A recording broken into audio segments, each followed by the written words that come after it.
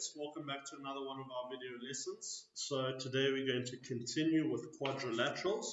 In the last lesson I asked you to do exercise 11.3. We looked at quadrilaterals and we looked how we can solve for x when it's given to us in the angle. Remember, we added all the angles of a quad and we know that equals to 360 degrees. And that's how we solve these questions. Okay, so that was 11.3. Now we're going to go on to the next page, page 120, which is now sides of quadrilaterals. So we're going to run through the various properties of quadrilaterals regarding their sides.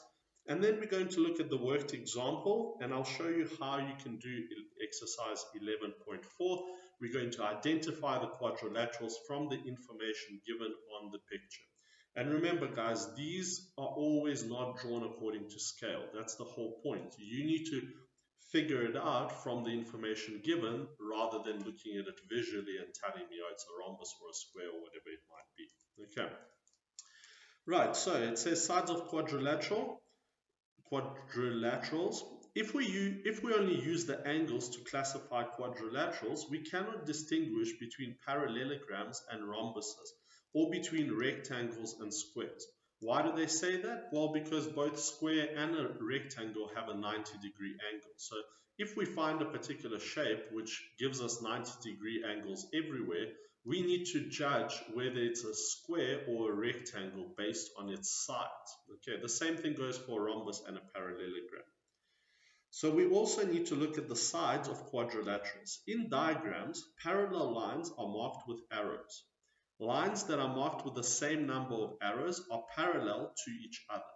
Okay, so I'm sure you saw me on the drawings. I put in the little arrows onto the lines that are parallel. So if I want to distinguish between different parallel lines, I'll put one arrow and one arrow. That means those two are parallel. If I have another set of parallel lines, I'll put two arrows and two arrows. If I have another set, I'll put three arrows and three arrows. So obviously, the line with three arrows is parallel to the line with three arrows. And the same thing goes with the little markings to indicate that the line is the same distance. All right, the sides of six quadrilaterals are summarized below. Remember, guys, we don't have many quadrilaterals. There's only a few. So let's look at them. So number one we have is a parallelogram. It's a quadrilateral with both pairs of opposite sides parallel and equal. Okay. A rhombus has both pairs of opposite sides parallel and all four sides are equal. So a parallelogram and a rhombus are very similar. The only difference is that in a rhombus, all the sides are the same. In a parallelogram, two sides are the same and the other two sides are the same. And they're all parallel, respectively. Okay, rectangles have both pairs of opposite sides parallel and equal. Squares have both pairs of opposite sides parallel and all four sides are equal. So guys, when you think about this, group your parallelogram and a rhombus together because they're both slanted, and a square and a rectangle are also grouped together because they both have 90-degree angles. Now the only distinction between the two is that one has all the sides equal and the other one doesn't. Okay. Right, then we have a kite, have two pairs of adjacent sides equal. So remember, what we're talking about is that if we have a kite that looks like this, the two pairs of adjacent sides are these two sides over here. So that's the adjacent sides and those adjacent sides. So the adjacent sides are equal. And also, well, I don't want to mention the angles here. We already learned about the angles. Now we're just doing the sides. So two adjacent sides are equal. Okay. Right, and the last shape we have is a trapezium, which has one pair of opposite sides parallel. Okay, so all they're telling us is that one pair of opposite sides is parallel. So we can have a trapezium like that, and those two lines are parallel.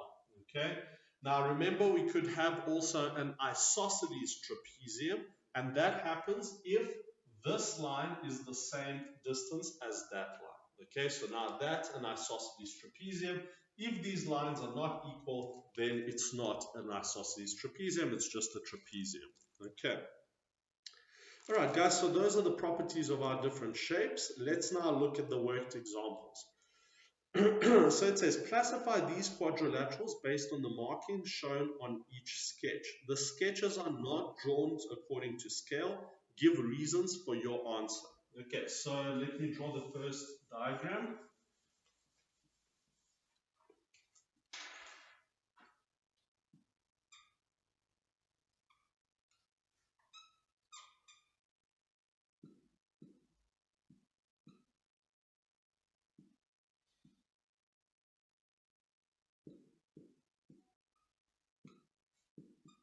Okay, so this is what we have.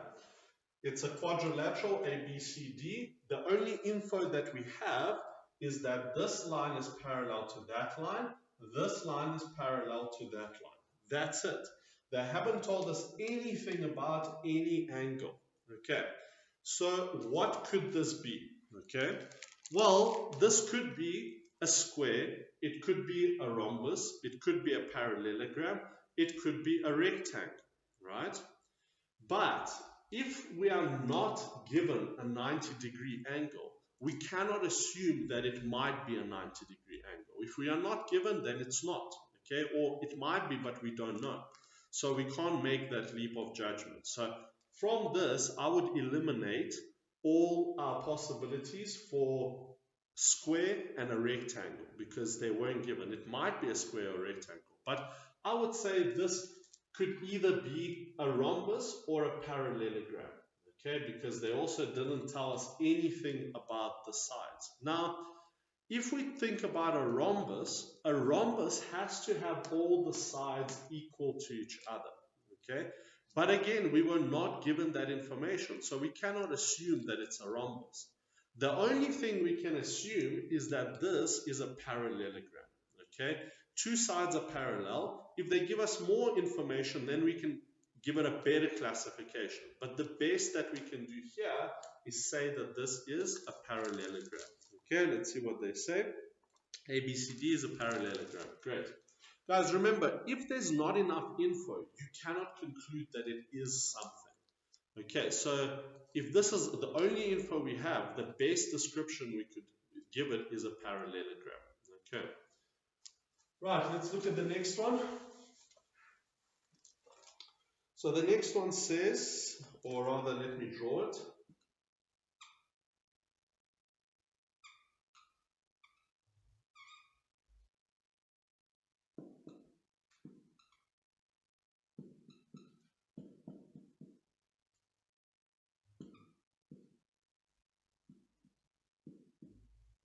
Okay, so this is our next drawing.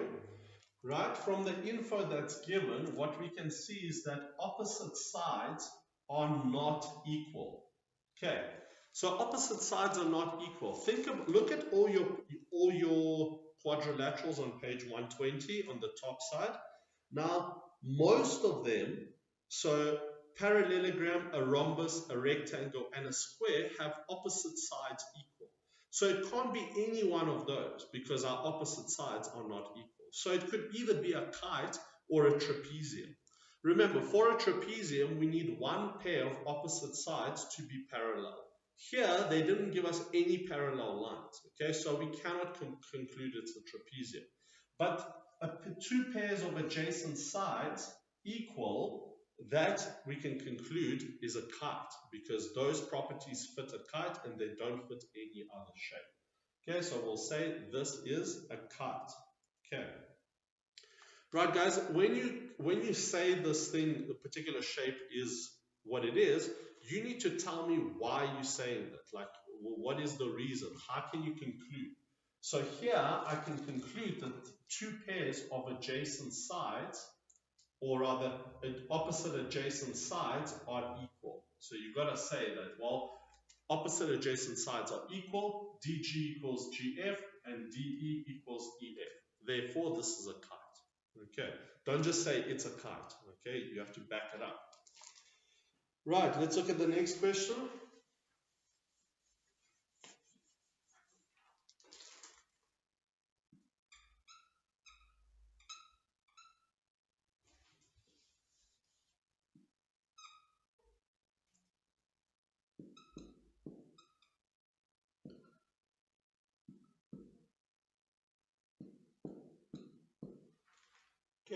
right, we have this shape over here. So I drew it a little bit different to what it is in the book, but the point is that it's not drawn according to scale. The only thing that we can see is that all the sides are equal. Okay, what quads have all the sides equal? Well, it's either a rhombus or a square. Okay, which one are we going to pick here? Do we have a 90-degree to confirm that it's a square? No, we don't have a 90-degree. Therefore, we don't know what angle it is. Therefore, we're going to conclude it's a rhombus. Okay, if we had a 90-degree, we would definitely conclude that it is a square. All right, guys, so that is how we're going to identify these quads. So now let's look at exercise 11.4.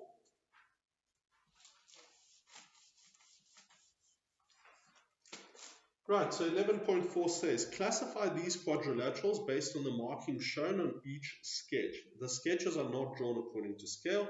Give reasons for your answers. All right. So guys, I want you to try that yourselves. Work through exercise 11.4. Classify these quadrilaterals. Use the information above on sides of quadrilateral on top of page 120 to help you. And basically remember, all you're doing is as you're moving through the options, you're eliminating the options that definitely don't fit this scenario. And then the only things that are left can be it. All right, so you've got to pick the best one that you can. All right, guys, so you're going to try that. And we are going to move on to page 121. Identify quadrilaterals using both sides and angles. So now we're going to mix angles and sides into it and basically identify quads using both of the types of information that we have. So let's run now through the different characteristics of these quadrilaterals, both with pairs of sides and angles. And then we're going to get into the next exercise. Okay, we'll probably do that in our next lesson. Right, guys, so a quadrilateral can be identified as a parallelogram if both pairs of opposite angles are equal, both pairs of opposite sides are equal, both pairs of opposite sides are parallel, and one pair of opposite sides is equal and parallel. Okay, so guys, basically these are the conditions. If these conditions hold, you can conclude it's a parallelogram. Right, a quadrilateral can be identified as a rhombus if it has 4 equal sides, both pairs of opposite angles are equal, and a pair of adjacent sides is equal. Both pairs of opposite sides are parallel, and a pair of adjacent sides is equal. And one pair of opposite sides is equal and parallel, and a pair of adjacent sides is equal. Okay. So guys, what you need to do is you need to run through each one of these conditions and understand what it's saying. Okay, literally it's just combining the two of our analysis together into one place. Okay, a quadrilateral can be identified as a rectangle if it has 4 right angles, both pairs of opposite sides are parallel and it has a right angle, both pairs of opposite sides are equal and it has a right angle. One pair of opposite sides is equal and parallel and it has a right angle. A quadrilateral can be identified as a square if 1. It has 4 equal sides and a right angle. It has 4 right angles and a pair of adjacent sides equal. A quadrilateral can be identified as a kite if it has 2 pairs of adjacent sides equal. Okay, so that's quite easy. Okay, so 2 pairs of adjacent sides must be equal. That's a kite. A quadrilateral can be identified as a trapezium if it has 1 pair of opposite sides parallel, if it has 1 pair of supplementary co-interior angles. Okay, has 1 pair of supplementary co-interior angles. Okay. So remember, supplementary, they add up to 180 degrees. So what it's really saying is that if we have a trapezium that looks like that, and we have 1 pair of co-interior sides, so this plus this equals to 180, that must mean that these lines are parallel. Remember from our co-interior angles. If these add up to 180, we have cointerior, and that means the lines are parallel. Okay, so that's one of the conditions. Right, guys, so special parallelograms. Let's see what they say here. Right, so one special type of parallelogram is a rhombus. A rhombus is a parallelogram with a pair of adjacent sides equal. Every rhombus is a parallelogram, okay? But a parallelogram is only a rhombus if it has a pair of adjacent sides equal, okay? So every rhombus can be classified as a parallelogram because it has opposite parallel lines and they are equal. But a rhombus can only be if all the sides are equal. Similarly, a rectangle can also be classified as a parallelogram, but if we have 90 degrees, then it's definitely a rectangle. If the sides are all equal, then it is a square. Another special type of parallelogram is a square. A square is a rhombus with a right angle. Every square is a rhombus, but a rhombus is only a square if it has a right angle. Okay, does that make sense? So if we have a four-sided shape with all the same sides, it's a rhombus. Okay, if there's a 90-degree angle in that rhombus, it is classified as a square. The same thing with a parallelogram. Every rectangle is a parallelogram, but if a parallelogram has a 90-degree angle, then it is a rectangle. All right, another special type of parallelogram is a rectangle. A rectangle is a parallelogram with a right angle. Every rectangle is a parallelogram, but a parallelogram is only a rectangle if it has a right angle. I just literally said that, and that's exactly what they said. Okay.